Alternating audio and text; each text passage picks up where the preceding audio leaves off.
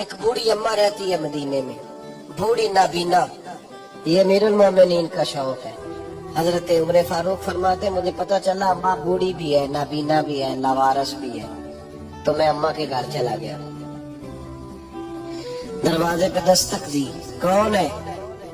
تو میں نے کہا میں خطاب کا بیٹا عمر ہوں، پتا چلا آپ کا کام کرنے والا کوئی نہیں، میں روز آیا کروں گا، برتن دھو جایا کروں گا، جھاڑو دے دوں گا، تازہ پانی بھر کے لا دوں گا، تو مجھے موقع دے دیجئے۔ تو اماں کہنے لگی بیٹے نہیں، ایک بندہ 3 سال سے آ رہا ہے یا 2 سال سے آ رہا ہے، وہ سارے کام کر جاتا ہے، وہی صحیح ہے مجھے۔ تو حضرت عمر کہتے ہیں میں نے کہا اماں اس نے بھی کام کرنا، میں نے بھی کام کرنا، فرق کیا ہے؟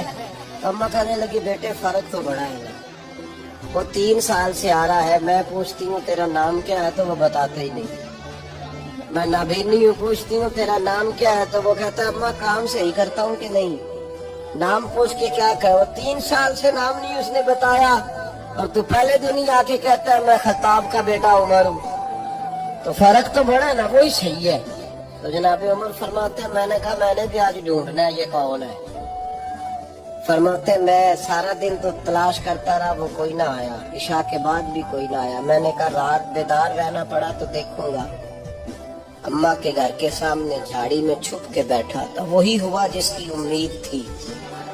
امیر المومنین ابو بکر صدیق کا دروازہ کھلا، کہتا ہے صدیق اکبر باہر نکلے،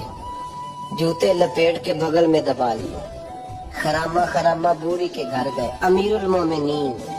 خلیفۃ المسلمین، کہتے میں بیٹھا دیکھ رہا تھا ابو بکر بوڑھی اماں کے گھر میں جھاڑو دے رہے تھے، پھر میں نے دیکھا ان کے برتن مانج رہے تھے، پھر اماں کے لیے ابو بکر صدیق پانی بھر کے لا رہے تھے، پھر تازہ کھانا اسے دے رہے تھے، کھجورے دے رہے تھے۔ کہتے ہیں ڈیوٹی کر کے ابو بکر باہر نکلے تو میں سامنے کھڑا ہو گیا، غور سے چہرہ دیکھا، میں نے کہا یار تو کس سندل کا بنا ہوا ہے، کن خوشبوؤں میں تو رچا ہوا ہے، تیری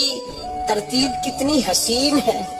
یار، تیرا جو بھی صفحہ الٹتا ہوں کوئی نئی خوشبو ہی نکلتی ہے، چل بتا۔ باقی باتیں تو ایک طرف رہیں، یہ جوتے کیوں اتار کے بغل میں دبائے؟